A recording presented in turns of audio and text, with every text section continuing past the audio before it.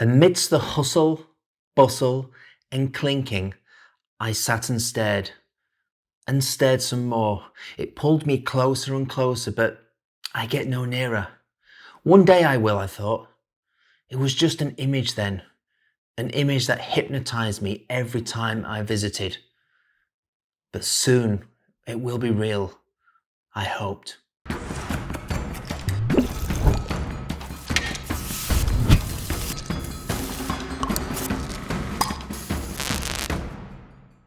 Hey there, it's Nick here again. So where was I sat? Well, I was sat in a Nepalese restaurant in the Royal Borough of Kingston upon Thames, which is in London, just outside of London. And where did I want to be? Sagarmatha, or Everest. So from the first time I entered that restaurant as a very poor student, I vowed that one day I would take my own photograph of what welcomed me each time I passed the threshold into that hotbed of stinging and soothing curries. Looking at the landscape photo of this Himalayan wonder, nestled amongst the other mountainous peaks, it used to instill in me a sense of freedom and a respect for what the earth was capable of. Of course, this worked in synergy with the consumption of wonderfully spiced curries. So Monty's, it was a curry institution in that part of the world, and it was one that was frequented by me and my university mates, certainly during our studies and long after graduation as well. So it was a Nepalese restaurant, but its fare was not limited to the Nepalese region. I mean, it just catered for everyone. On one hand, they produced a phal, which is that incredibly hot British Indian curry for the lager-induced daredevils. And seriously, I tried it once and I feel myself still fortunate to have an intact palate. At the opposite end of the scale was the diminutive but nonetheless tasty mild chicken korma, an immaculate and delicate blend of spices with juicy and tender chicken breast, finished with just a delicious almondy creaminess. So thinking back, one meat I discovered that was not a staple of Monty's was goat. It's a tasty yet lean meat that needs to be cooked really carefully, or it can end up like shoe leather. Now, I found out that goat is eaten abundantly in Nepal, and there are a few versions of curried goat around. This one that you will learn here is a variation that uses some classic ingredients found in Nepal. So we're talking tomatoes, ginger, garlic, chili, as well as some spices such as cinnamon, fenugreek, cumin, coriander, and the enigma that is asafoetida, which is kind of just like an onion type of spice, which is just so highly distinct and for me has no comparison. It just adds that certain curriness. Now for this curry, we'll cut the meat off the bone, but still add the bone to the curry so it imparts its distinct flavour. Also, I'm using a pressure cooker, so if you don't have one, no problem. I've put the full recipe and method, including an alternative to a pressure cooker, on my Duck and Roses blog, and the link is below. So I think we should just get cooking. Oh, and by the way, did I make it?